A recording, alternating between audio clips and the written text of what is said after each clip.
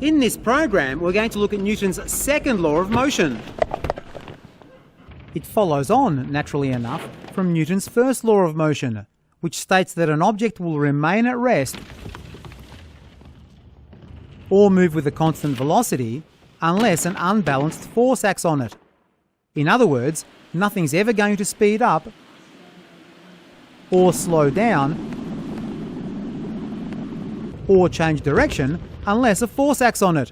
Newton's second law of motion gets a little more mathematical than his first law of motion, and it introduces an equation. So, Newton's first law of motion says that a force is needed to accelerate something.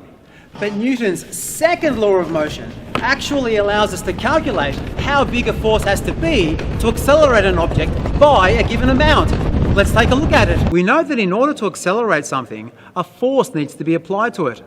It turns out that force and acceleration are directly proportional to each other. If I apply a force to this trolley, it will accelerate by a certain amount. If I keep the mass of the trolley the same, but I increase the force, the trolley accelerates at a greater rate. A greater force causes an object to speed up faster than a smaller force does. A graph of acceleration versus force might look something like this. The more force, the more acceleration. We can say that the acceleration is directly proportional to the force. If you double the force, for example, the object's acceleration doubles. If you increase the force by 20%, the object's acceleration will increase by 20%. Now what happens if we keep the force the same, but vary the mass?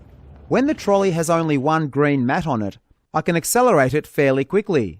If I increase its mass by loading more mats onto it, and then apply the same force, the acceleration is a lot smaller.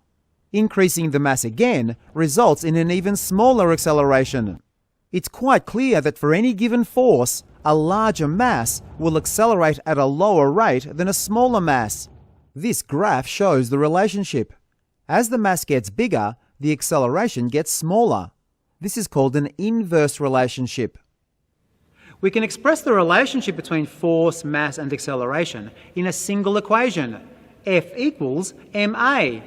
In this equation, m equals the mass in kilograms, a equals the acceleration in meters per second, or meters per second squared, and F equals the force that acts on the object in a unit that you might not hear every day called the Newton, which is given the symbol N.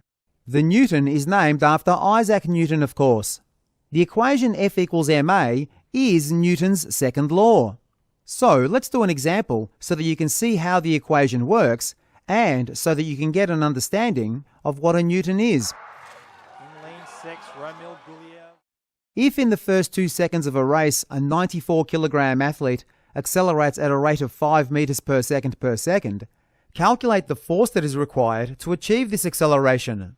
Well, m equals 94 kilograms, a equals 5 meters per second, and so the force F equals ma, which equals 94 kilograms times 5 meters per second, which equals 470 newtons.